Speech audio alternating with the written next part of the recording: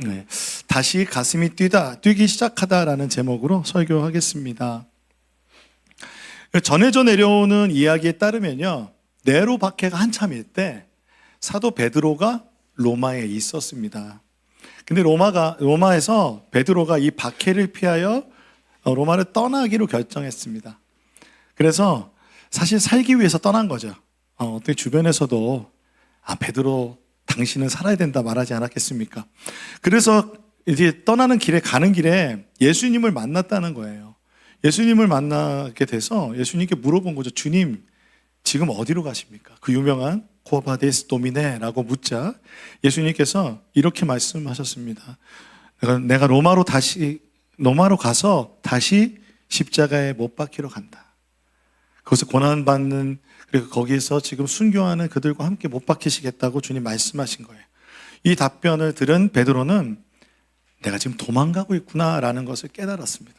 그래서 다시 로마로 돌아가 순교의 길을 선택하게 되었습니다. 베드로가 좀 이렇게 표현하면 조금 베드로 사도한테 미안하기도 하지만 또 도망치는 길에서 주님을 만나 다시 방향을 돌이켜 그 부르심을 따라가게 되었습니다. 근데 오늘 우리가 읽은 본문의 내용은 엠마오로 가는 두 제자 이야기인데 이 이야기에서도 엠마오로 가던 그 길에서 예수님을 만나서 이 두 제자의 인생의 방향이 다시 정렬이 됩니다.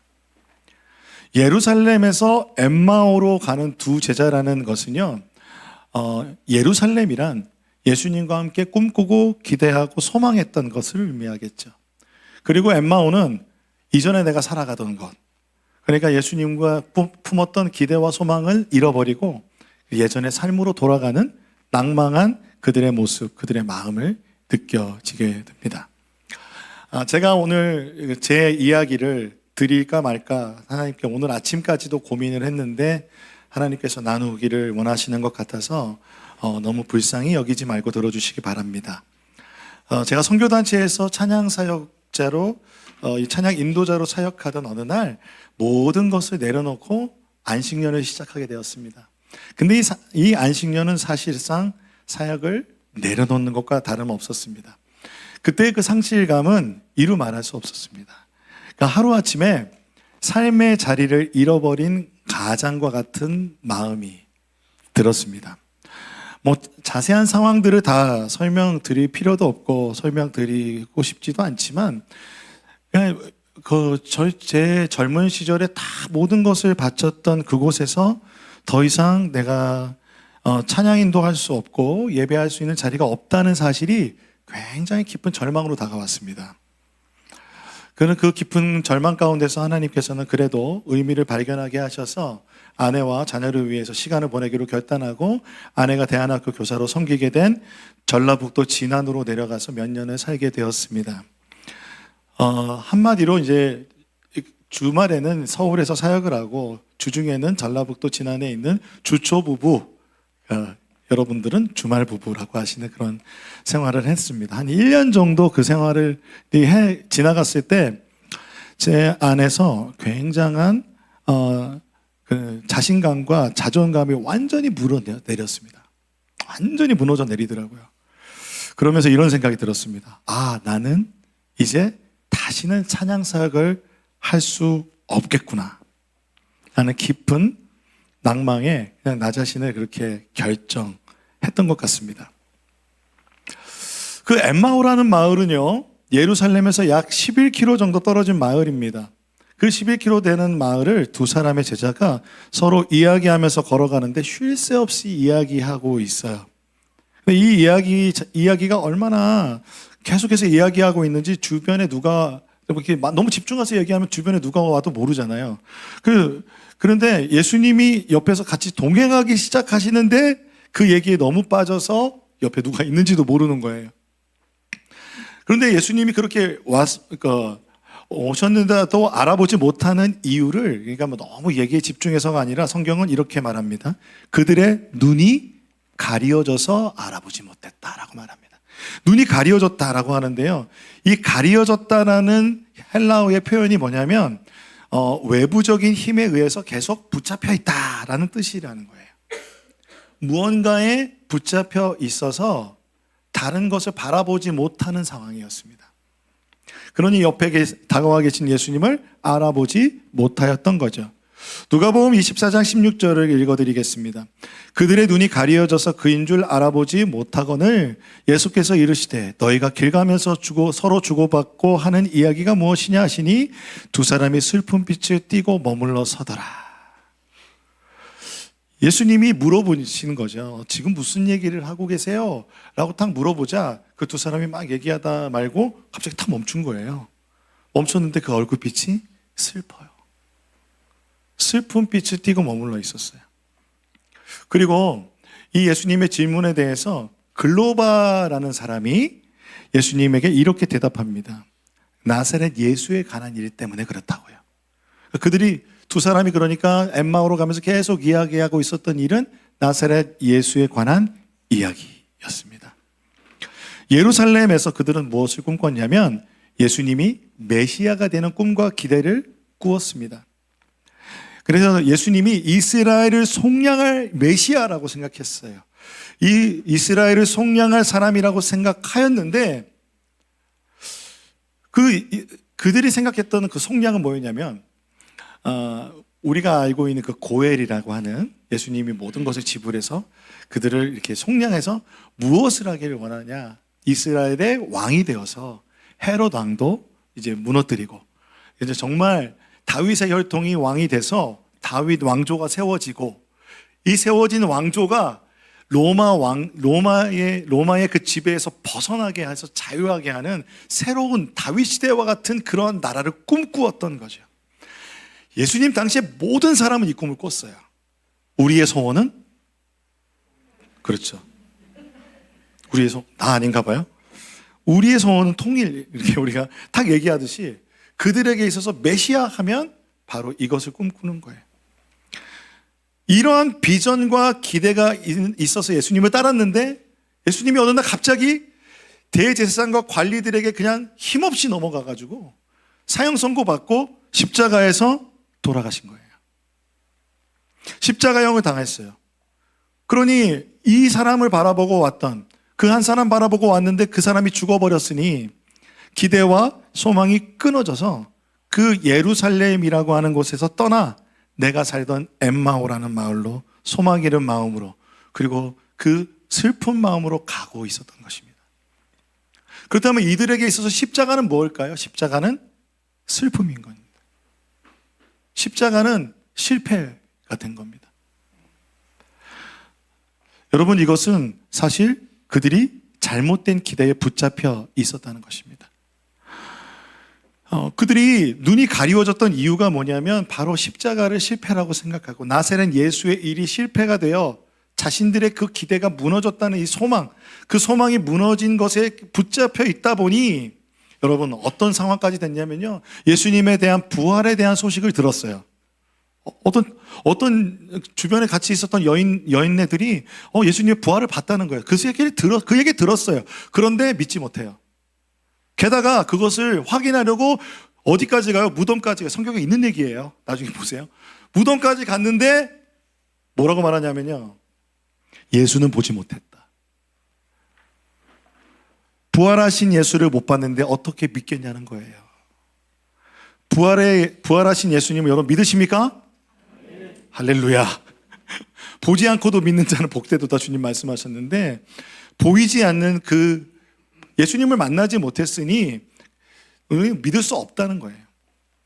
근데 더 놀라운 거는 이 상황에 더 놀라운 건 뭐냐면 부활하신 예수님이 옆에서 지금 대화를 하고 있는데도 못 알아보고 있는 거죠. 예수님께서 꽤 오랜 시간 그들과 동행하셨을 거예요. 근데 옆에 계신데도 알아보지 못하는 거예요. 부활하신 예수님께서 함께 동행하여 주시는데도 자신의 기대와 잘못된 기대가 내려져 있지 않고 그것이 붙잡혀 있으면 예수님을 알아보지 못한다는 것이죠.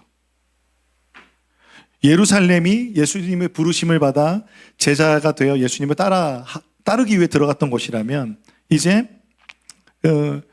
엠마오라는 곳은 그곳에서 있었던 그 실패 때문에 그 절망을 가지고 다시 내 원래 있었던 삶의 자리로 그 모든 것이 다 사라지는 절망의 자리로 살아가는 것이죠.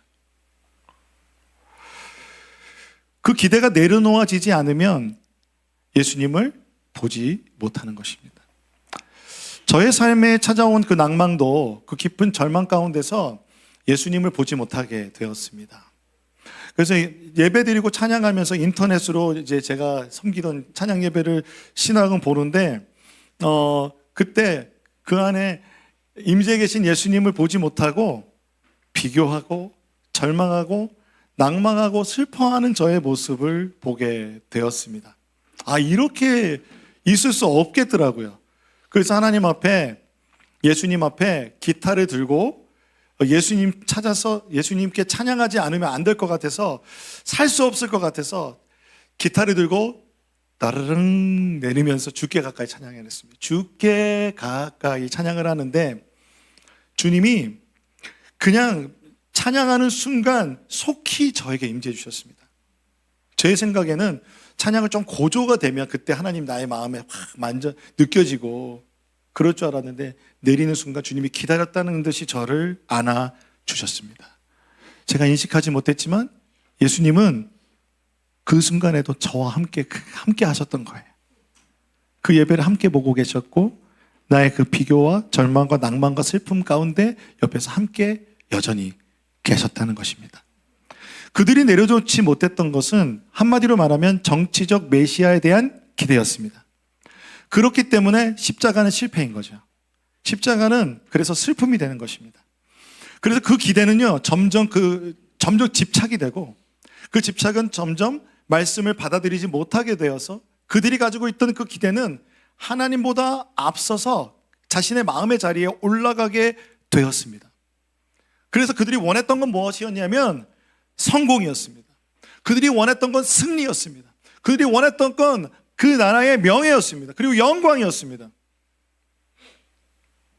예수님을 따르면서 제자가 되었지만 교묘하게 사명이라고 들어오면서 교묘하게 그것을 가장하여서 야망이 들어와 있던 것이죠. 그 마음속에 우상이 되었습니다. 사랑하는 성도 여러분, 우리도 이들과 다르지 않지 않습니까? 죄의 속성인 자기 중심성이 드러나고 있는 것입니다. 그래서 예수님께서는요, 그들의 이 마음의 근본적인 우상, 그리고 그들이 가지고 있었던 이 잘못된 기대를 하나님의 말씀을 통해서 드러내십니다. 누가복음 24장 25절에서부터 27절의 말씀 같이 읽어보겠습니다. 시작.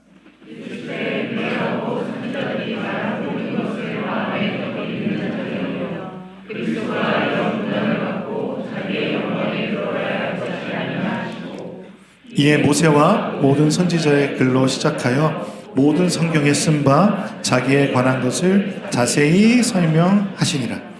예수님께서는 사실은 이미 고난받는 종에 대한 말씀을 여러 번 제자들에게 하셨어요. 기억나십니까? 하셨어요. 성경에도 기록되어 있고 제자들에게 모일 때마다 예수님이 예루살렘 들어가시기 전에 내가 들어가면 나는 붙잡힐 거고 고난받을 거고 그리고 나는 죽임을 당할 거고 그리고 나는 부활할 거야 라는 말을 여러 번 말씀하셨어요. 근데 잘못된 기대가 내려놓아야 되지 않으니까 그 말이 들리지 않고 그 말씀이 내 마음에 자리 잡지 않았던 거예요. 그래서 결국 십자가가 그들에게 절망이 되었잖아요. 그런데 예수님께서 이렇게 풀어주시는 거예요. 모세와 모든 선지자의 글, 즉 모든 성경에 쓴 바에 뭐라고 되어 있냐면 그리스도가 이런 고난을 받고 자기 영광에 들어가야 할 것이 아니냐라는 것입니다. 모세와 선지자의 글들이라는 거는요, 예수님께서 우리가 지금 가지고 있는 66권의 이 성경의 구약을 말하는 것입니다. 이 성경의 모든 창세기부터 말라기까지의 그 모든 성경, 물론 유대인이 가지고 있는 성경은 우리가 좀 다를 수 있겠지만, 분류가 다를 수 있겠지만, 이 모든 성경이 말하고 있는 것은 메시아는 십자가를 통과하여 고난을 받아 영광을 받는 메시아라는 것입니다. 그리고 이 성경 66권은 모두 다 그리스도를 말하고 있다는 것이죠. 저는 설교를 할 때 그리스도 중심적 설교를 하려고 노력합니다.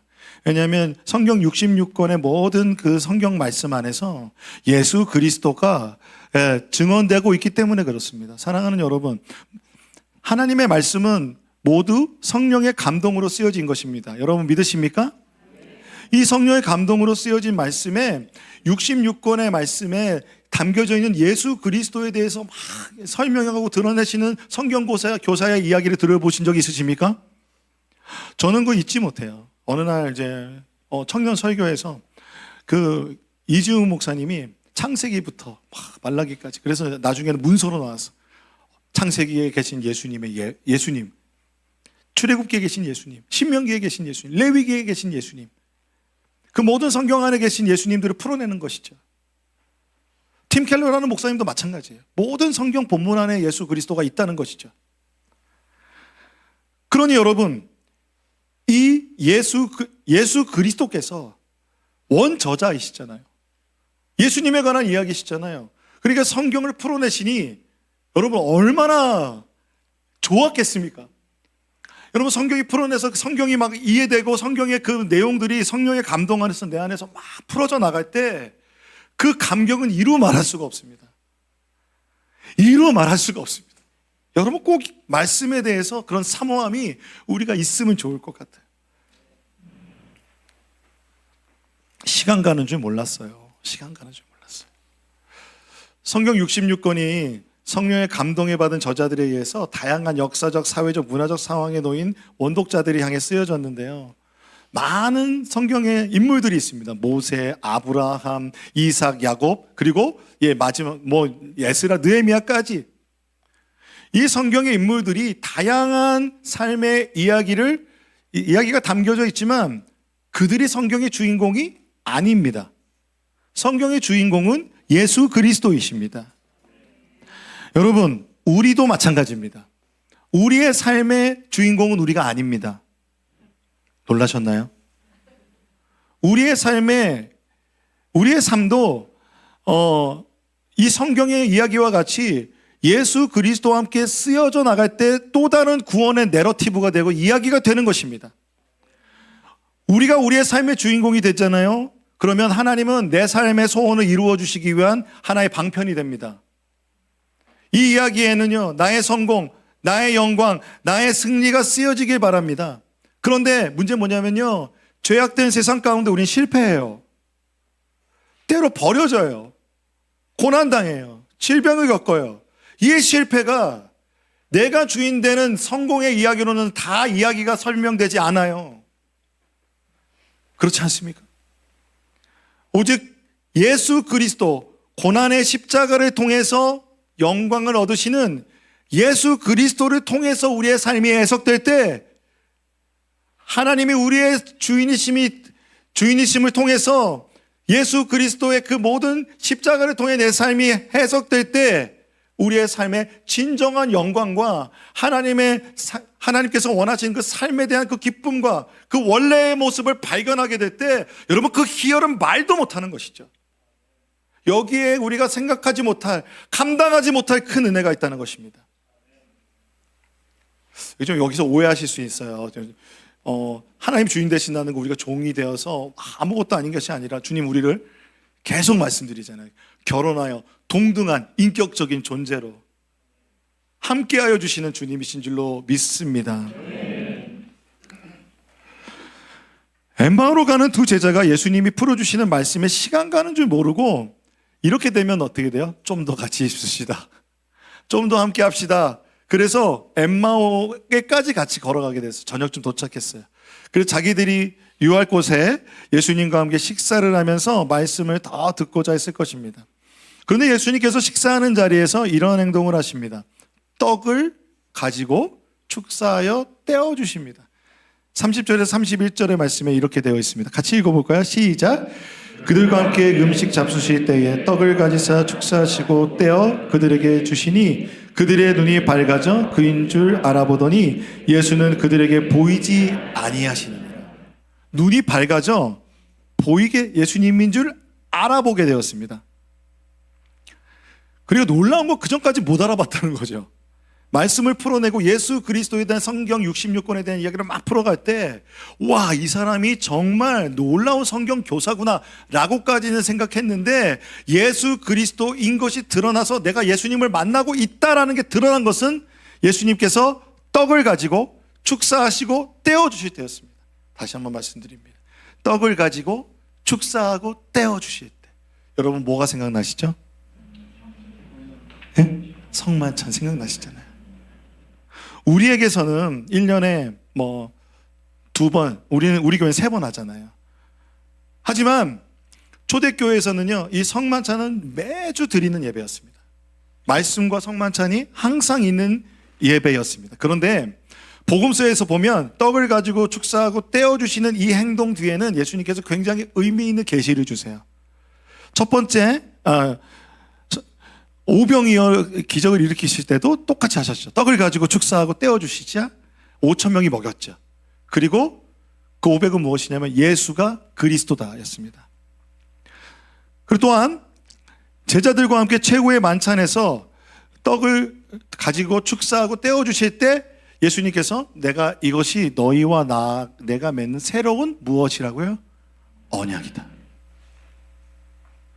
그리고 부활하신 예수님께서 제자들을 만난 사건 중에 제가 여러분 새가족 신방 가면 늘 하는 요한복음 20장과 더불어서 이 엠마오로 가는 이 두 제자를 만난 이 사건은 그들 가운데서 이 대화를 나눈 가운데 떡을 가지고 축사하고 떼어주실 때 눈이 밝아져 예수를 알아보게 됐다는 것은 예수님의 존재를 구체적으로 깨닫고 인식하고 만나게 됐다는 분명한 체험을 갖게 됐다는 것입니다. 이 말은 뭐냐면 떡을 가지고 축사하고 떼어주실 때 예수님을 만나고 예수님의 임재를 경험하고 예수님이 나와 함께 하시는 분명한 체험으로 알 수 있다는 것입니다. 관념적으로 예수님 어디 계시겠지가 아니라 나와 지금 여기 함께 계실 때라는 것이죠. 근데 놀라운 건 예수님께서 진짜 너무 드라마틱하세요. 알아봤는데 사라졌어요. 그러자 그들이 서로 말합니다. 이렇게 말해요. 길에서 우리에게 말씀하시고 우리에게 성경을 풀어주실 때 우리 속에서 마음이 뜨겁지 아니하더냐. 그 성경 말씀을 들으면서 막 깨달아지고 그럴 때 그들의 마음이 막 뜨거워졌어요. 예수가 고난받는 종 그리스도이시다라는 것이 막 설명되어질 때 그 마음이 뜨거워졌는데요. 말씀하시고 성경을 풀어주실 때 속에서 마음이 뜨거웠다라고 고백하는 이 고백은요, 어원적으로 보면 무슨 말이냐면 그 뜨거웠다는 거는 한번 따라해 보겠습니다. 불이 붙었다. 불이 붙었다. 말씀을 대할 때 내 안에서 불이 붙었다는 것입니다. 내 내면 속에서 불이 붙게 해주시는 것이 하나님의 말씀이라는 것입니다. 제자들이 이때 다시 가슴이 뛰기 시작했다는 것을 알게 되었습니다. 내 마음에 불이 붙었구나. 그 말씀을 들을 때 내 마음에 불이 붙었구나라는 것은 이 불, 나에게 있는 이 열정, 내 마음에 있는 이 가슴이 뛰게 하는 것은 나로부터 온 것이 아니라 예수님으로부터 온 것이고 그것은 바로 하나님의 말씀으로부터 왔다는 것입니다. 사랑하는 성도 여러분, 우리의 인생의 의미, 인생의 열정, 인생의 소망, 인생의 기쁨은 주님으로부터 오는 줄로 믿습니다. 그래서 다시 하나님의 나라에 대한 소망으로 마음이 뜨거워지기 시작했던 것이죠. 이 두 제자에게 예수님께서 그들의 마음에 불을 붙이시는 방법은 말씀으로 그들의 삶을 재해석해 주셔서 그들이 가지고 있던 잘못된 기대, 잘못된 마음의 우상을 제하여 주시고 그리고 나서 떡을 가지고 축사하여 떼어주심으로 말미암아 예수님을 만나는 그 살아계신 부활하신 예수님이 살아계심을 구체적인 만남을 통해서 인식하게 하셨습니다. 초대교회는 이 믿음을 가지고요, 말씀과 성찬으로 예배하며 주님을 만났다고 했잖아요. 그렇다면 지금 우리는 어떨까요? 우리는 어떻습니까, 여러분? 우리가 함께 모여 예배하는 이 시간에 우리가 말씀을 듣죠. 또 우리가 함께 기도하죠. 찬양을 하죠. 그리고 우리가 모여서 공동체로 함께 교제를 나누죠. 그리고 서로 섬기고 이웃을 향해 나아가는 이 모든 것이 예수를 만나는 놀라운 하나님의 구체적인 실천인 줄로 믿습니다. 왜 그런 줄 아세요? 여러분, 초대교회에 성령이 임하셔서 그들이 교회가 되었을 때요, 그들은 서로 교제하였습니다. 서로의 것을 나누기 시작했습니다. 또한 그들은 서로 만나서 서로 기도하기 힘썼습니다. 서로 만나서 하나님께 열심히 기도했어요. 또 만나서 하나님 앞에 무엇을 했으면 하나님을 찬미하기에 힘썼습니다. 그래서 시와 찬미와 신령한 노래로 서로 화답하며 주님을 찬양하였습니다. 그러므로 여러분, 우리의 삶 속에 말씀을 통해서 하나님의 그 불이 우리 안에 들어온다면 또 우리는 찬양을 통해서 하나님을, 예수 그리스도 하나님의 임재를 우리는 구체적으로 만날 수 있는 것입니다. 기도를 통해서 만날 수 있는 것입니다. 그리고 여러분, 섬김을 통해서 다 함께 돌봄센터 가서 물을 맞으면서 예수가 나와 함께 하시는 거예요. 우와! 결국 이 두 제자는요, 예루살렘으로 돌아갔습니다.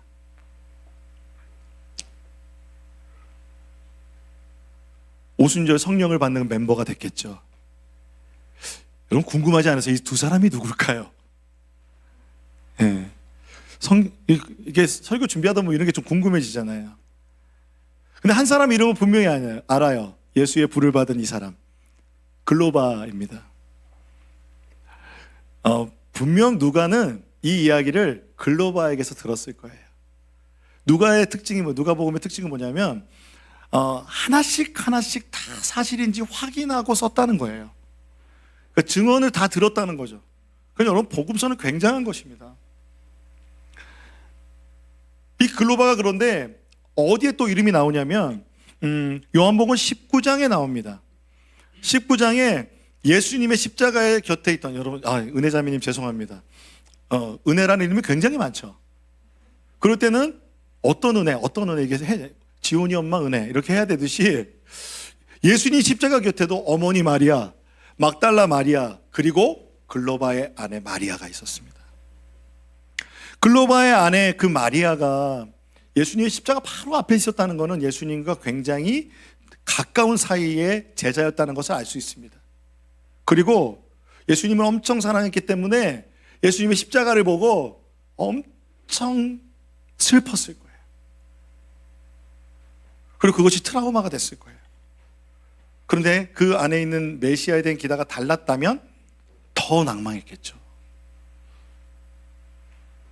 부활조차도 믿지 못하고,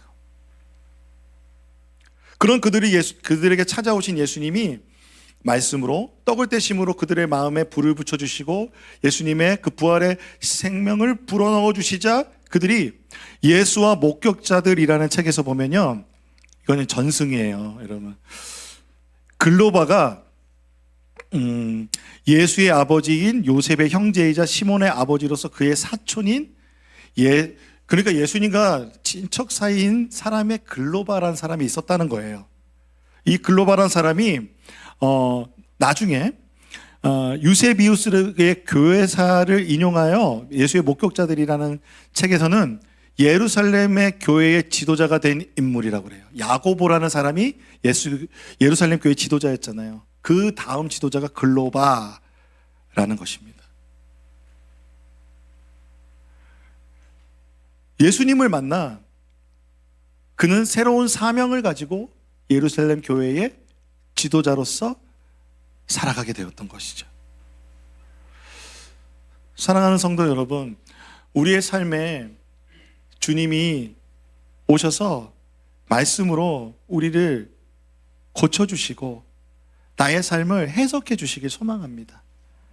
그리고 찬송과 또 이 교회 신앙생활을 통해서 예수님을 만나게 되시길 소망합니다.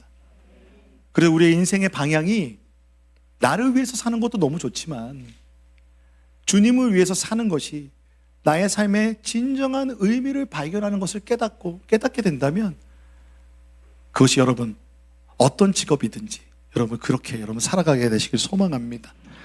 사실 앞서 선교단체에서 나올 때 찬양사역을 내려놓게 된, 그러니까 난 더 이상 찬양할 수 없어 라고 찬양사역을 하지 못할지도 몰라 라고 하는 그 마음은 저의 결론이었죠. 그런데 하나님께서는 그 해에 정말 그 정말 몸살과 같은 그 한 해를 보내고 그 가장 낮은 자존감 속에 있는 저에게 찬양할 때도 찾아오셨지만 하나님께서 이제 새해를 시작할 때 말씀을 주시는데 시편 23편 6절의 말씀이에요. 내 평생의 선하심과 인자하심이 반드시 나를 따르리니 내가 여호와의 집에 영원히 살리로다, 이 말씀을 주시는 거예요. 여러분에게는 이 말씀이 어떻게 들리는지 모르겠어요. 저는 그런데 시편 22편 3절과 같이 들려요. 시편 22편 3절에 보면 이스라엘 찬송 중에 계시는 주여 주는 거룩하십니다. 찬송 중에 계시다라는 말은요, 이 계시다라는 말이 집을 삼다는 뜻이에요. 거주하다. 하나님은 찬송하면 이렇게 생각하시는 거예요. 누가 나를 위해서 집을 만들어주네. 내가 그 집에 들어가야지. 하나님의 집의 이름이 있습니다. 찬송입니다. 그게 저의 고백이거든요. 어디 가도 꼭 이 얘기를 해요. 그러니까 주님 저에게 말씀하시는 거예요. 너의 평생에 나의 선하심과 인자함이 너를 따르더니 넌 나 찬양해라. 찬양을 멈추지 마라. 그래서 그때 알았어요. 하나님, 이 찬송의 직분을 내려놓지 않겠습니다. 찬양을 통해서 또한 저의 미래도 열려져 가고 저는 주님이 다시 오시는 주님 앞에 갈 때까지 또 주님과 함께 영원히 찬양하는 그날을 너무 소망합니다. 사랑하는 성도 여러분, 그 하나님의 말씀이 사모되지 않으십니까? 그 하나님의 말씀 앞에 나아가지 않으시겠습니까? 우리 한번 이렇게 오늘 설교를 이렇게 한번 같이 정리를 해봤습니다. 한번 읽어볼까요? 시작. 말씀은 해석을 바꾸고 만남은 인식을 바꾸며 인식은 방향을 바꾼다. 아멘. 이 시간 우리가 함께 그 믿음을 가지고 원하고 바라고 기도합니다. 함께 찬양하겠습니다.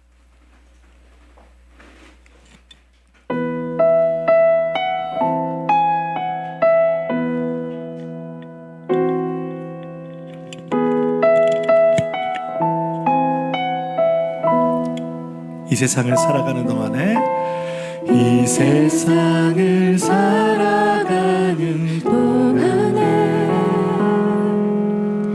나의 힘을 의지할 수 없으니 기도하고 낙심하지 말 것을 주께서 참 소망이 되심이. 한 번 더 고백할까요? 이 세상을 살아가는 동안에 나의 힘을 의지할 수 없으니 기도하고 낙심하지 말 것을 주께서 참 소망이 되심이라. 하나님의 꿈이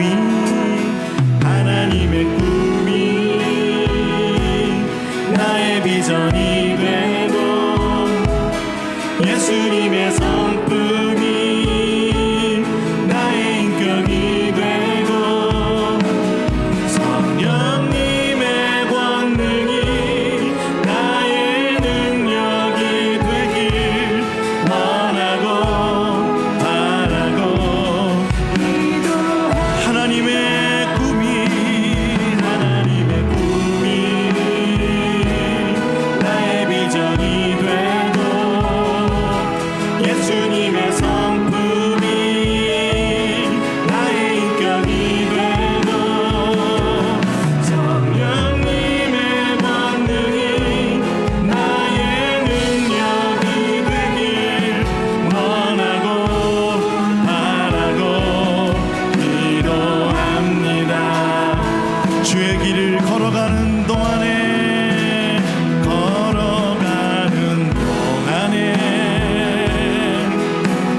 세상의 것 의지할 수 없으니 감사하고 낙심하지 말 것을 주께서 참 기쁨이. 우리 다시 한번 고백합니다.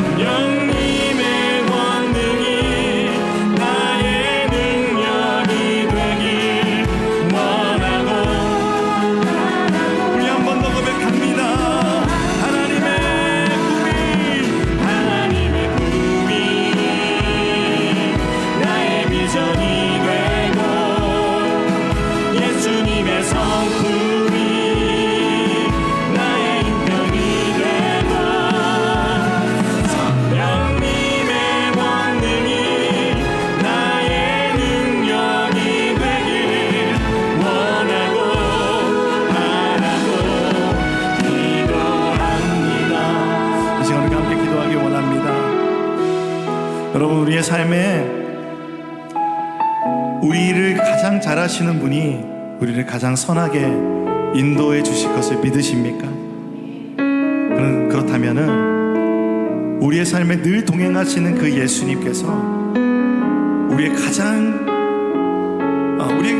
맞는 그 기대와 소망과 꿈으로 우리를 인도해 주실 줄로 믿으십니까? 그다음에 여러분, 혹시 낭망하셨다면 그것이 예수님 말씀으로 내가 새롭게 되는 그 지점인 것을, 그 시작인 것을 그런 믿음으로 우리가 고백하며 나갔으면 좋겠습니다. 우리의 마음의 슬픔까지도 만지실 때 십자가는 실패가 아니라 십자가는 고난을 통과한 영광이 될 줄로 믿습니다. 그 영광을 위하여 주님께서 우리에게 말씀해 주시고 동행해 주실 텐데, 주님, 내가 예수님과 동행하게 하여 주옵소서. 나와 함께 하시는 예수님을 깨닫게 하여 주옵소서. 말씀으로, 찬송으로, 또한 하나님, 또 교제와 교회의 공동체와 섬김을 통하여 다양한 방법으로 주님 만나게 하여 주옵소서. 우리가 함께 주님 앞에 전심으로 기도하며 나가시겠습니다. 기도하시겠습니다.